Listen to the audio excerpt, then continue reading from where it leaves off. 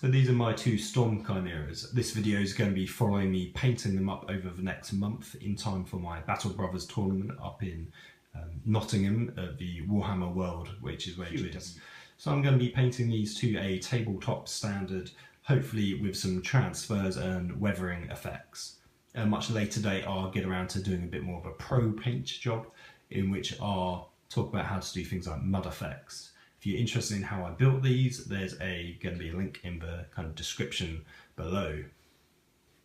Now, these are all ready to be painted, they just need undercoating. So the first thing I need to do is just separate them all out. So I'm going to take the turret off, the bulldozer blade, and the heavy weapon option. Now this will just mean I can paint all of these separately, give them a nice even spray and get into all the gaps and like little bits that are going to be covered up. So just in here I want to make sure I get the spray in there, and obviously if I was to leave this on it's going to cover up and obscure some detail.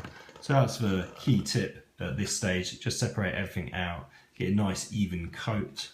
Make sure you do the underside as well, I think that's always important, and actually by doing that I'm going to hide my magnets as well.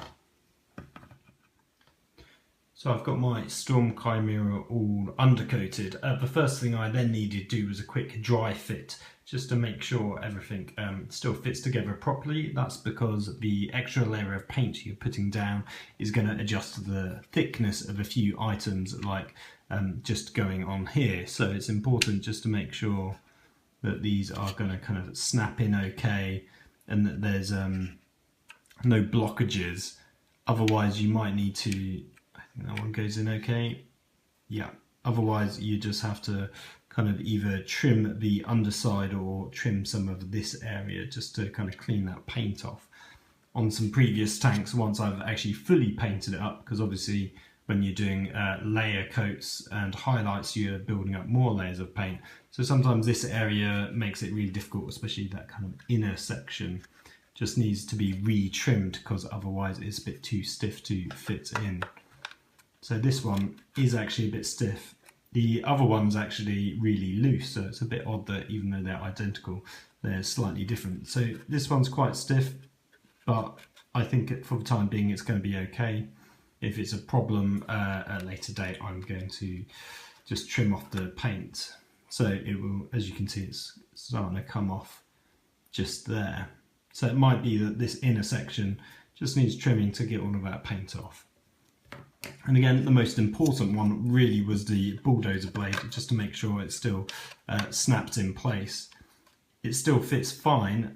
It doesn't quite have that same snap feel as the magnets drawing it in.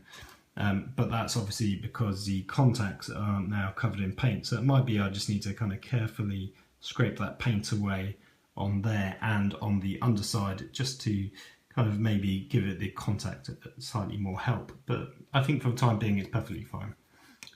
So the next thing after that is to put the layers down. Obviously I'm going to put a layer of Eshin Grey followed by Skevron Blight Dinge as a highlight, and I'm going to cover the tank entirely. What I don't want to cover up though is the tracks. The tracks themselves still need to stay black, because what I'll be doing is just like a kind of subtle lead belcher highlight on them. So a quick tip, and to save time, I think I said in my earlier video what I would normally do was leave the tracks off, but because of the track card itself and the way that fits, I had to put it down first. So what I've done is I've just placed some Tamiya tape. So Tamiya tape is quite good modelling tape because it's quite low tack. It's not going to peel the paint off, whereas some masking tapes might do that.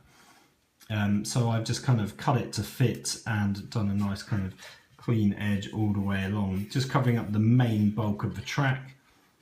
It's obviously not getting all of it, because obviously the most important bit is to get the grey there. So what I'll do afterwards is I'll be able to just tidy up that little bit there with the black, but what I won't have to be doing is repainting all of this, which will be quite time consuming. So this is just a bit of a time saving device. It only took me like 5 minutes or so to do that, so it really does save you time in the long run. So, as I said, I'm next going to be putting down the Estuarine Grey. I'll be digging out my airbrush for that. I always find it's best to start on the underside. I personally, it's a bit of a bugbear when people don't paint the underside, but it's actually a really great place just to test out any technique first, so I can get the kind of consistency of the paint right with my airbrush there, and then once I'm sort of satisfied I've kind of got into the flow of it all, I can then move on to the top side, and obviously if I kind of make any mess on the underside it's not going to be noticeable. So that's another little tip for you. So that's it for now. I'll get going with my airbrush and I'll see you soon.